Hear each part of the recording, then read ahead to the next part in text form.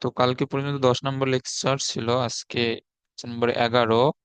আর কালকে আমরা শেষের দিকে এই যে এই এই পানি যে একটা এমফি প্রোটিক বা উভধর্মী পদার্থ, এটা দেখছিলাম। মানে পানি আমাদের আহ এটা যার তার সাথে বিক্রিয়া করবে তার উপরে নির্ভর করে এই কোনো ক্ষেত্রে অ্যাসিড এবং কোনো ক্ষেত্রে ক্ষারক হিসেবে কাজ করে। এবং NH3 যে একটা ক্ষারক, এটা আমরা কিন্তু আগেও এই দেখছিলাম যে NH3 এক প্রকার ক্ষার। তো পানি যখন একটা ক্ষারের সাথে বিক্রিয়া করবে তখন সেটা হয়ে যায় অ্যাসিড, এবং পানি যখন একটা অ্যাসিডের সাথে বিক্রিয়া করে তখন পানি হয়ে যায় ক্ষারক। ওকে, তো সেম ভাবে আরো কিছু উপধর্মী এই পদার্থ আছে। এটা হচ্ছে পানি সহ,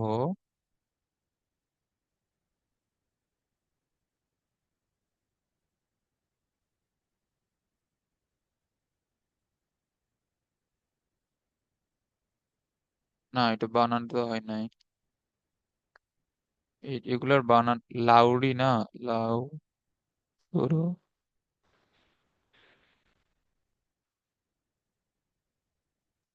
ওকে, এখন পানি সহ ব্রোনস্টেড লাউরির মতবাদ।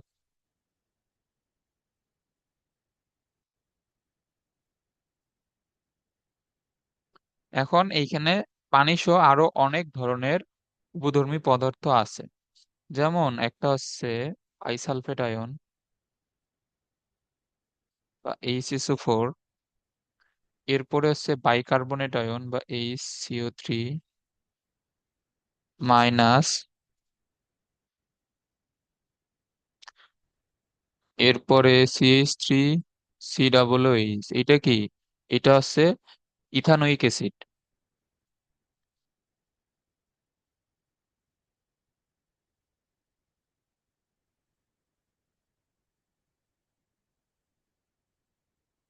এইসবেরও উভধর্মিতা ব্যাখ্যা করা যায়।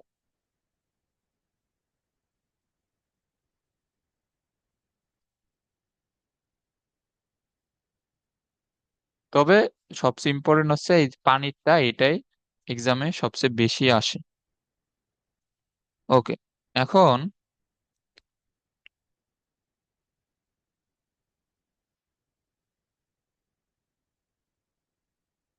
আচ্ছা, এখন এখানে আরেকটা লেখা এখানে বাকি আছে, এটা এই লিখে নিও। এটা হচ্ছে নাইট্রিক অ্যাসিড, HNO3। ওকে, দেখো এখন নাইট্রিক অ্যাসিডের উপধর্মিতা।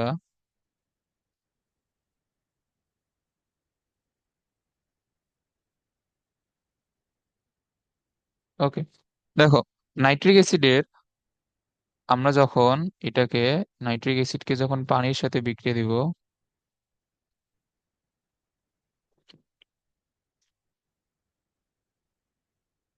তখন এইখানে কি হবে? এখানে পানি একটা হাইড্রোজেন গ্রহণ করে হাইড্রোনিয়াম আয়নে পরিণত হবে, এবং এ যদি একটা হাইড্রোজেন ছেড়ে দেয় সেই ক্ষেত্রে কি হবে? NO3 মাইনাস হবে।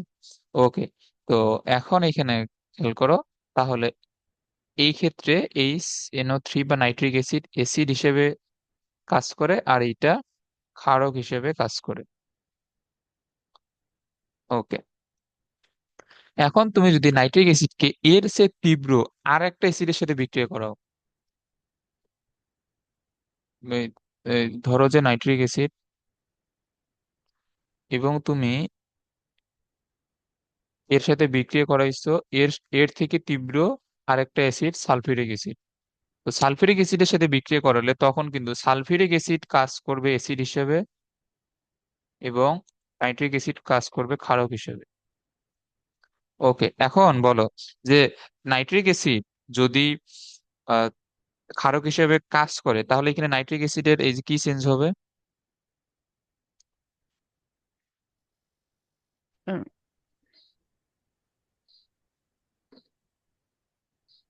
হাইড্রোজেন।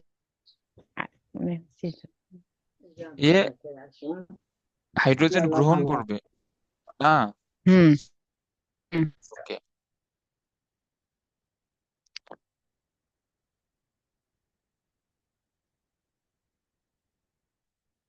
তো এইটার হচ্ছে হাইড্রোজেন গ্রহণ করে এই যে একটা হাইড্রোজেন আছে, এ যদি হাইড্রোজেন গ্রহণ করে তাহলে H2NO3 এই টাইপের একটা পদার্থ হওয়ার এই কথা। আর সালফিউরিক অ্যাসিড এইখানে কি হবে, একটা, এ যেহেতু অ্যাসিড, সালফিউরিক অ্যাসিড, তো একটা হাইড্রোজেন সে ছেড়ে দিবে অবশ্যই। তো এটা হবে HSO4। বাট এইখানে এই টাইপের কোন এই যে পদার্থ আসলে এক্সিস্ট আসলে নাই, মানে এর কোনো অস্তিত্ব নাই আর কি। সো এইটা আমাদের, সেই ক্ষেত্রে তোমার এইটা এরকম না হয়ে এটা হয়ে যায় H3O+ এবং NO2। এখন এইখানে এই যে খেয়াল করো, এইটা ভেঙে এরকম হয় H3O+ আর NO2। এখন দেখো NO3 থেকে NO2 বের হয়ে গেছে একটা অক্সিজেন, এবং ওই একটা অক্সিজেন H2 এবং তার সাথে গিয়ে ওই যুক্ত হয়েছে। বাট এইখানে দুইটা হাইড্রোজেনের জায়গায় এইখানে তিনটা হাইড্রোজেন চলে আসছে। তো এটাকে সমতা করার জন্য একটা এইখানে যদি দুই দেই, একটা এইখানে যদি দুই দেই, তাহলে বাম দিকে হাইড্রোজেন কয়টা, বাম দিকে হচ্ছে যে 2 × 2 = 4 আর একে 5। আর আর দেখো এখানে তিনটা হাইড্রোজেন এবং এইখানে দুইটা হাইড্রোজেন, পাঁচটা হাইড্রোজেন। তো এখন আমরা এটাকে এখান থেকে সরাই দিব, দিয়ে তখন এই এই তিনটা পদার্থ উৎপন্ন হয়। এই যে বুঝছো এটা, হুম এই এই বিক্রিয়াটা একটু মাথায় রাখবা। ওকে। এবং আরো কিছু আছে, এটা হচ্ছে বাইকার্বনেট আয়ন। মানে নর্মালি একটা হাইড্রোজেন থাকলে আমরা সেগুলোকে বাই বলি।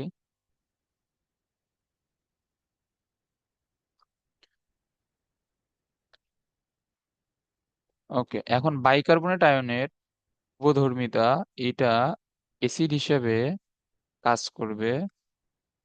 এখন ধরো বাইকার্বনেট আয়ন, এখন এটা কোন ক্ষেত্রে অ্যাসিড হিসেবে কাজ করতে পারে, এমন একটা এই জিনিসের সাথে। এখন দেখো, এই যে তোমার বাইকার্বনেট আয়ন যখন অ্যাসিড হিসেবে কাজ করবে, এর মানে কি, এর মানে হচ্ছে এর মধ্যে যে হাইড্রোজেনটা আছে সেইটা কিন্তু সে ছেড়ে দিবে। এখন সে যদি হাইড্রোজেন ছেড়ে দেয় তাহলে এমন একটা যৌগের সাথে বিক্রিয়া দেওয়া লাগবে যাতে সেটা হাইড্রোজেন গ্রহণ করতে পারে না। তো এখন তুমি এখানে পানিও দিয়ে দিতে পারো, কারণ কারণ পানি আমাদের হাইড্রোজেন গ্রহণ করে H3O+ হয়। অথবা তুমি চাইলে একটা ক্ষার, যেটা NH3, এইটাও দিয়ে দিতে পারো, কারণ NH3 হাইড্রোজেন গ্রহণ করে NH4+ হয়, কালকে এটা আমরা দেখছি। তো এখন যদি তোমার এই HCO3- যদি একটা হাইড্রোজেন ছেড়ে দেয়, তাহলে এইটার, এটা কি হবে, CO3 2- হয়ে যাবে না? এটা কি বুঝছো? বু- ওকে, তাহলে এখন এই ক্ষেত্রে এইটা কাজ করবে অ্যাসিড হিসেবে এবং এটা কাজ করবে ক্ষারক হিসেবে। আবার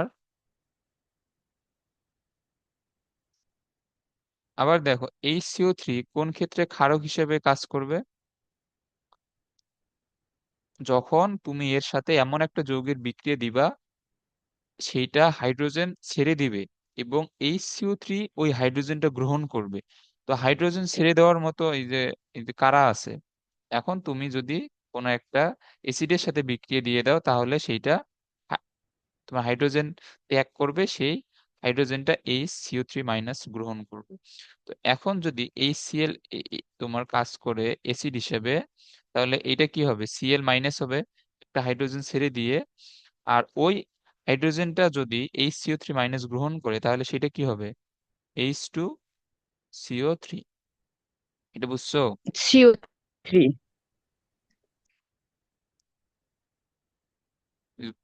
বুঝছো এটা?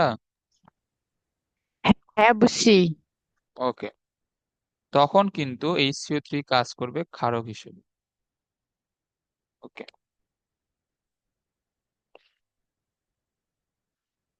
তো সেম ভাবে তুমি চাইলে আমাদের যে বাইসালফেট আয়ন, এইটারও এই ব্যাখ্যা করা যায়। এটা হচ্ছে বাইসালফেট আয়ন।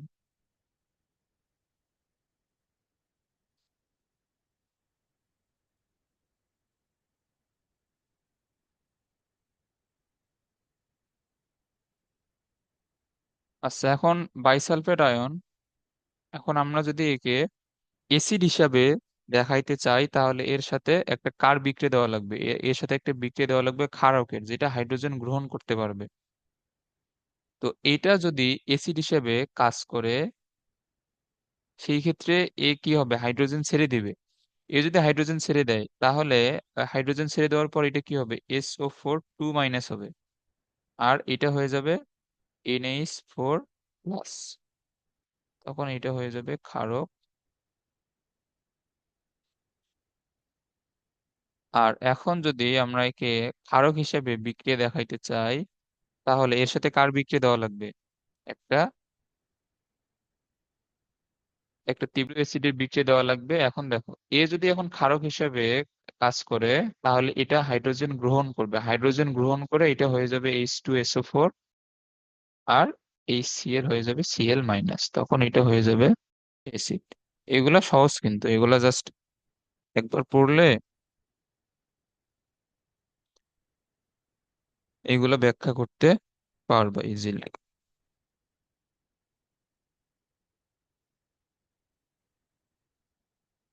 ওকে।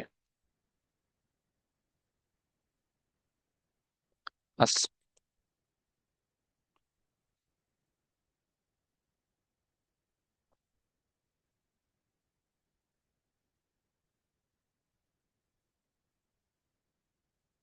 এখন যেটা এইখান থেকে সবচেয়ে বেশি যেটা পরীক্ষায় আসে এটা হচ্ছে অণুবন্ধী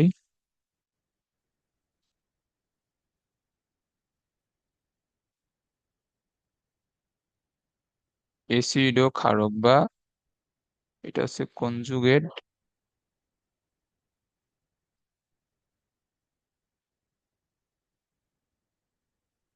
অ্যাসিড এন্ড বেস।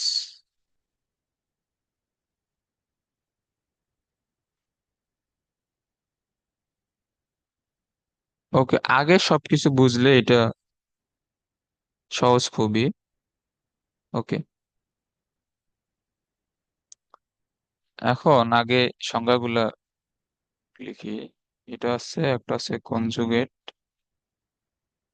তুমি এগুলা বাংলা দিয়ে লিখে নিও। এটা হচ্ছে অণুবন্ধী, এটার এটার বাংলা। এটা হচ্ছে কনজুগেট অ্যাসিড বা অণুবন্ধী অ্যাসিডের সংজ্ঞা, যেটা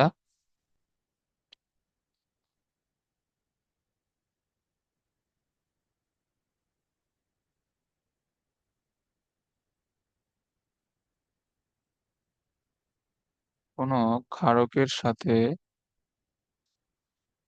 একটি প্রোটন যুক্ত হয়ে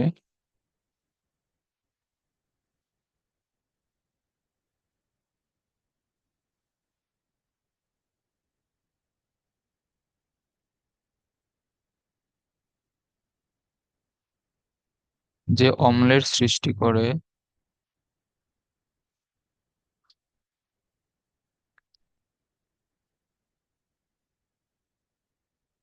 তাকে ওই ক্ষারকের অণুবন্ধী অ্যাসিড বলে। এখন দেখো, এখন এটা কিছু বুঝবা না। এখন আমি আগে সংজ্ঞাগুলো লিখি, তারপরে বুঝিয়ে দিচ্ছি অণুবন্ধী অ্যাসিড বলে। আরেকটা আছে কনজুগেট বেস বা কনজুগেট, এটা হচ্ছে অণুবন্ধী এই যে ক্ষারক। অণুবন্ধী ক্ষারক হচ্ছে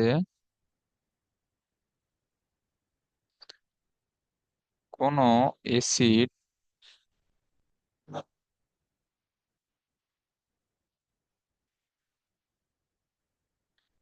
একটি প্রোটন ছেড়ে দিয়ে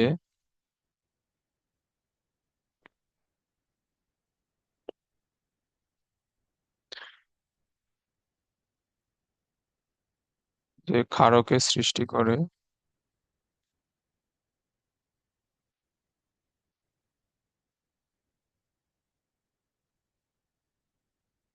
তাকে আহ, ওই ক্ষারকের,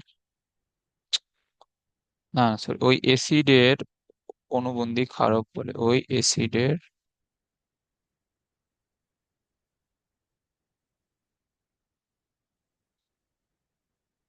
অনুবন্ধী ক্ষারক বা কনজুগেট বেস বলে। এখন এগুলা সংজ্ঞাগুলো যদি একটু উল্টাপাল্টা। এখন এখানে খেয়াল করো, ধরো যে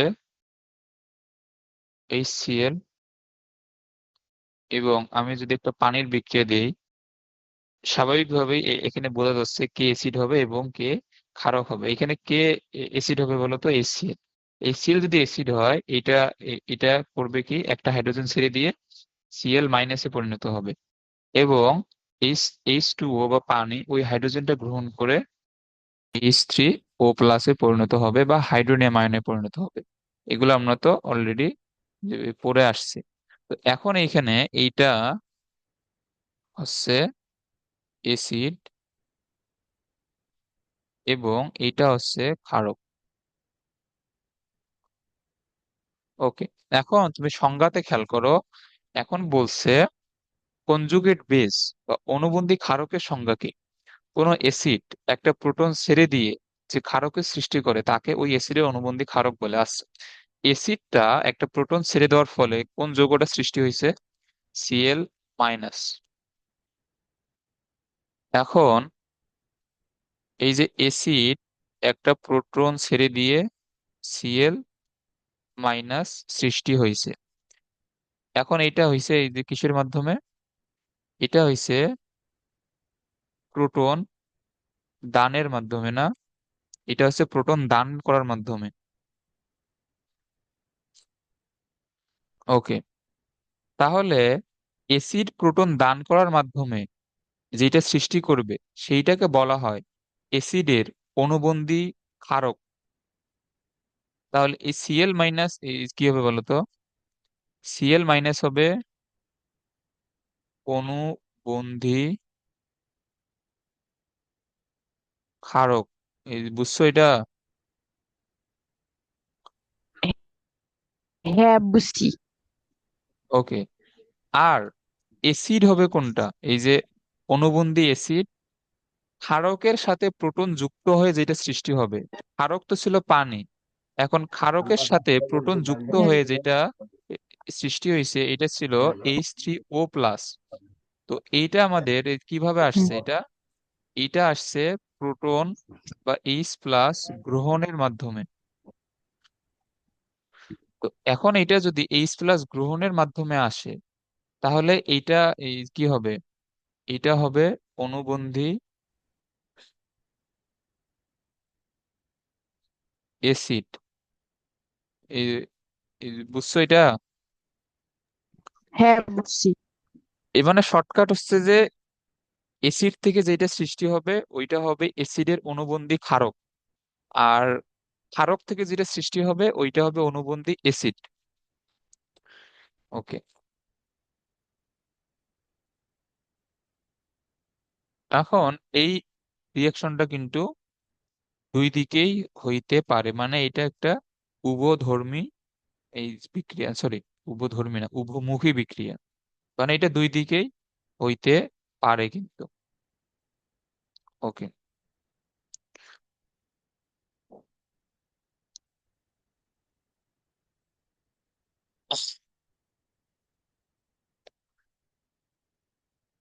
এখন দেখো এটা দুই দিকেই হইতে পারে, এই যে বলতে,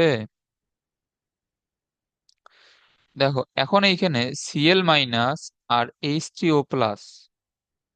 Cl- এই যে তোমার, যদিও অনুবন্ধী ক্ষারক, বাট এইটা তো একটা ক্ষারক হিসেবেই তো কাজ করতেছে, না? আর H3O প্লাস এটা একটা অ্যাসিড হিসেবে কিন্তু কাজ করতেছে। এখন যদি আমরা উল্টো দিকে রিয়াকশনটা খেয়াল করি, উল্টো দিকে রিয়াকশনে এই কি হবে বলতো? উল্টো দিকে রিয়াকশনে Cl- হাইড্রোজেন গ্রহণ করবে কারণ এটা ক্ষারক। সো এটা হয়ে যাবে HCl, আর অ্যাসিড যেহেতু H3O প্লাস, এটা একটা হাইড্রোজেন ছেড়ে দিবে, এটা তখন এই যে কি হবে? H2O+, এটা বুঝছো?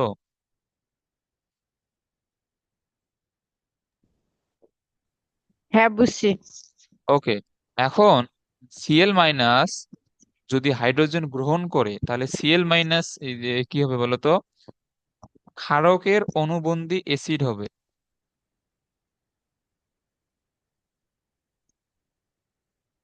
এটা হবে অনুবন্ধী অ্যাসিড। আর এটা কি হবে, এটা যেহেতু অ্যাসিড থেকে হাইড্রোজেন ছেড়ে দেওয়ার মাধ্যমে আসছে H2O+, তাহলে এটা হবে অনুবন্ধী ক্ষারক। হুম। এই যে, এই নিয়মটা খুবই ভালোভাবে মাথায় রাখবে, এটা কিন্তু সিকিউ এমসিকিউ দুই জায়গাতেই আসবে। হুম। ওকে, এখন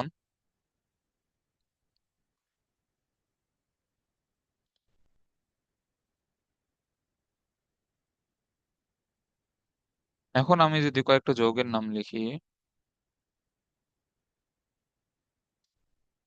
এগুলা,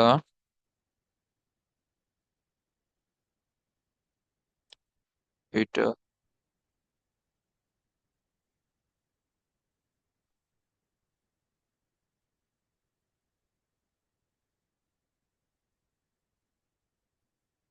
এগুলাই, এই যে কি হবে বলতো, এগুলা ক্ষার নাকি অ্যাসিড?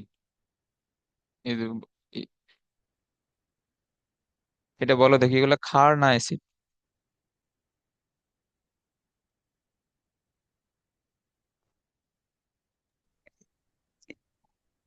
অ্যাসিড।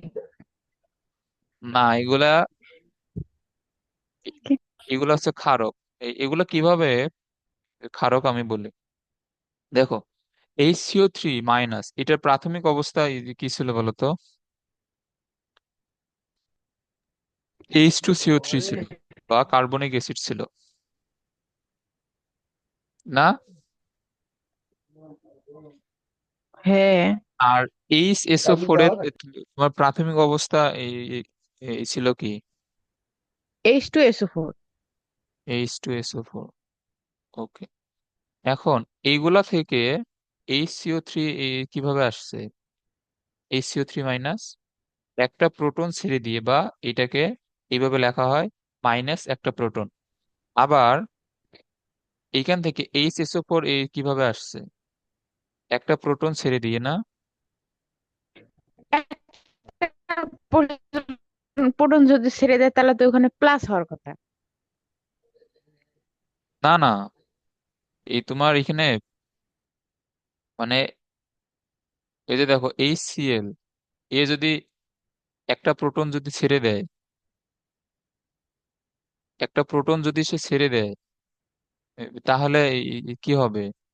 এটা Cl- হয়ে যায় না? হ্যাঁ, হ্যাঁ। তো এটা তো সেম এইটাই। আর এটা, তুমি যদি এটা বুঝতে চাও, তাহলে হচ্ছে যে, দেখো আমি যদি শুধুমাত্র HCO3 লিখি, এখন এটার চার্জ, আমি এটা কিভাবে চার্জটা বের করতে পারবো? এই যে CO3 এর চার্জ এই যে কত বলতো, এই CO3 বা কার্বনেট আয়নের চার্জ, বা তোমার যোজন সংখ্যা না এগুলোকে কি বলে জানি। আচ্ছা যাই হোক, তোমার CO3 এর বা SO4 এর কত, যোজনী কত? সিও না, থ্রি ওয়ান না। SO4 এর হচ্ছে 2। হ্যাঁ, এটা হচ্ছে -2। এই CO3-ও -2। হুম। ওকে, তো এখন, আর তোমার এখানে হাইড্রোজেন আছে এই যে কয়টা? একটা। তো একটা হাইড্রোজেনের চার্জ কত, +1 না?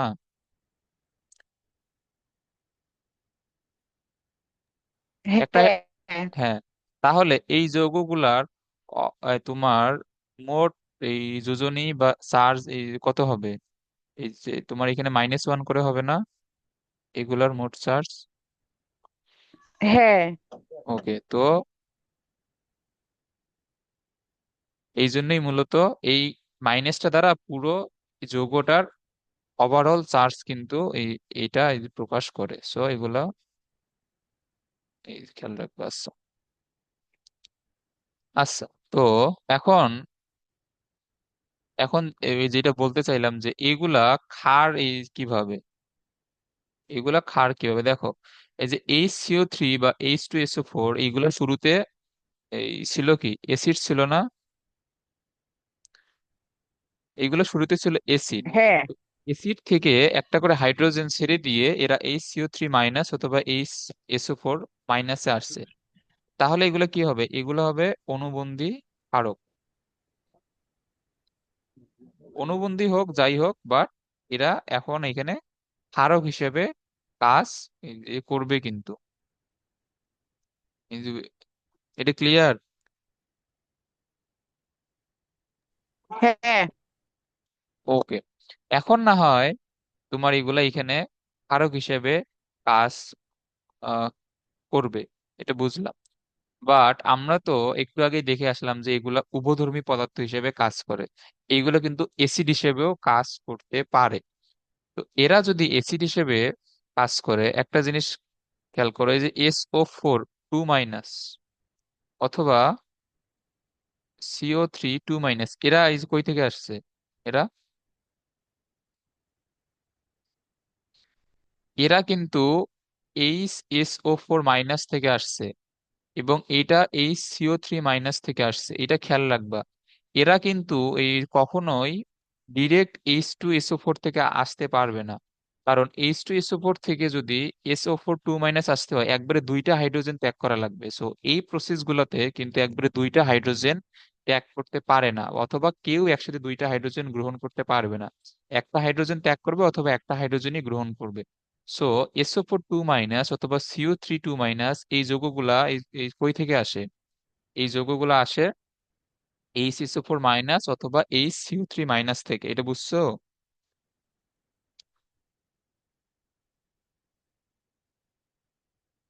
হুম।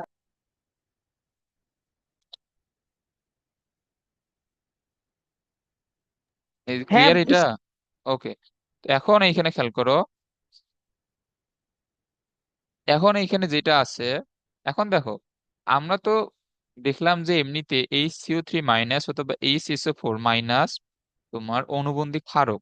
বাট এই যে নিচের দুইটা বিক্রিয়াতে, এই যে এ- এইখান থেকে এইটা কিভাবে আসছে? একটা হাইড্রোজেন ছেড়ে দেওয়ার মাধ্যমে না? বা মাইনাস একটা হাইড্রোজেন।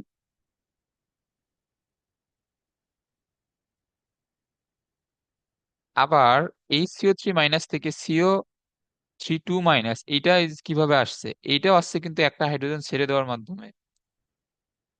এগুলো কি বুঝতেছো?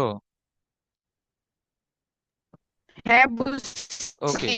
তো এখন একটা জিনিস খেয়াল করো, আমরা এই যে তোমাকে এইটা আগে এই বুঝতে হবে যে SO4 2 মাইনাস অবশ্যই HSO4 মাইনাস থেকে আসবে। তো তোমার এইটা থেকে HSO4 মাইনাস থেকে যদি সালফেট আয়নটা আসে, সেই ক্ষেত্রে এইটা অবশ্যই এখানে এসিড হিসেবে কাজ করতেছে, কারণ এ একটা হাইড্রোজেন ছেড়ে দিছে। এইটাও কিন্তু এসিড হিসেবেই কাজ করতেছে, কারণ একটা হাইড্রোজেন ছেড়ে দিছে। এখন তোমার এই যে উ- উ- এই যে তোমার ফার্স্টে আমরা যে দুইটা দেখলাম অনুবন্ধী ক্ষারক, এর সাথে কিন্তু এদের মিল নাই। মানে এরা এখানে ক্ষারক হিসেবে এই যে এখানে কাজ করতেছে, বাট এরা যেহেতু উপধর্মী পদার্থ সেহেতু এরা এসিড হিসেবেও কাজ করতে পারে, এবং এরা যখন এসিড হিসেবে কাজ করবে তখন সালফেট আয়ন এবং কার্বনেট আয়ন সৃষ্টি হবে। তাহলে সালফেট আয়ন এবং কার্বনেট আয়ন এরাও কিন্তু যেহেতু একটা এসিড থেকে প্রোটন ত্যাগের মাধ্যমে আসতেছে, সুতরাং এরা হচ্ছে অণুবন্ধী এ, ক্ষারক। এটা বুঝছো? এটা কিন্তু হ্যাঁ খুবই বুঝছি। ইম্পর্টেন্ট। ওকে। এখন আমি যদি তোমাকে জিজ্ঞেস করি যে HSO3 মাইনাসের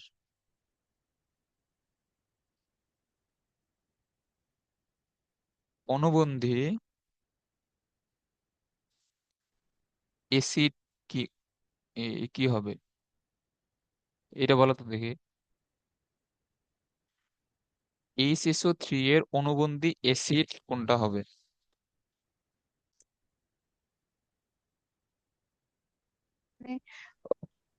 এটা হবে H2CO3। হ্যাঁ, এটা হবে H2CO3, কারণ অণুবন্ধী অ্যাসিড হইতে গেলে আমাদের সেইটা আসতে হবে ক্ষার থেকে। সরি, এটা H2CO4, এটা হবে H2CO3।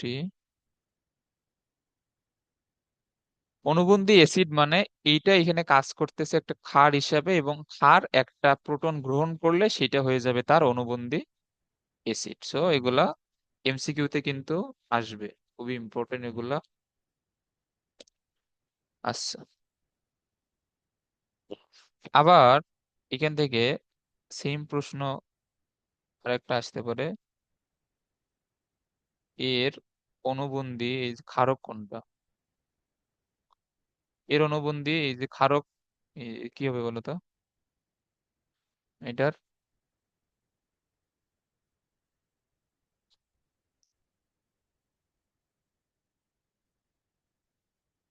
এটা কি হবে বলো? এটা হবে CO3 2। হ্যাঁ, এটা হবে CO3 2 মাইনাস। ওকে, এখন এই যে একটা থেকে যে আরেকটা পাওয়া যাচ্ছে, যে CO3 মাইনাস থেকে একটা প্রোটন গ্রহণ করার, সরি, একটা প্রোটন ত্যাগ করার ফলে, H+- একটা প্রোটন ত্যাগ করার ফলে আমরা CO3 2 মাইনাস পেয়ে যাচ্ছি। সো একটা ক্ষার এবং সরি একটা অ্যাসিড, অ্যাসিড থেকে আমরা একটা ক্ষার পেয়ে যাচ্ছি। তো এগুলোকে বলা হয় অণুবন্ধী,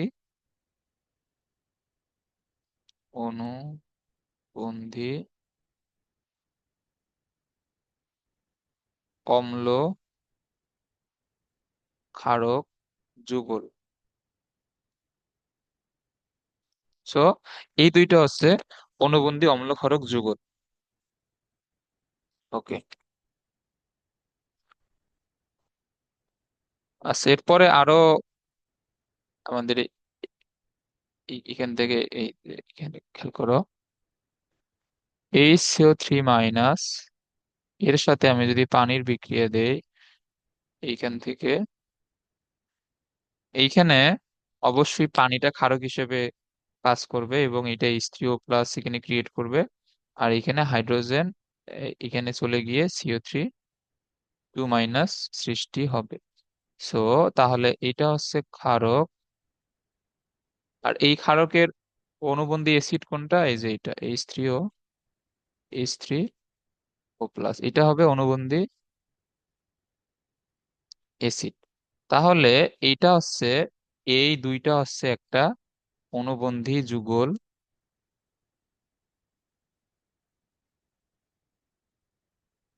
যুগল মানে হচ্ছে জোড় আর কি। আর এইটা এখানে কাজ করতেছে অ্যাসিড হিসেবে, এবং এই অ্যাসিডের অনুবন্ধী ক্ষার হচ্ছে CO3 2 মাইনাস, বা এটাকে বলা হয় কার্বনেট আয়ন, এটা তো জানোই, এটা হচ্ছে অনুবন্ধী ক্ষারক। তাহলে এই যে এইটা আর এটা হচ্ছে অনুবন্ধী যুগল।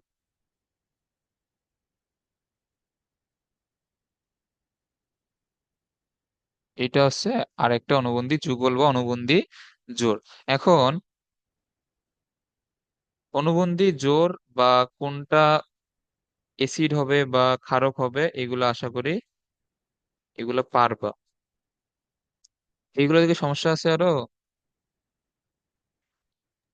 না। ওকে,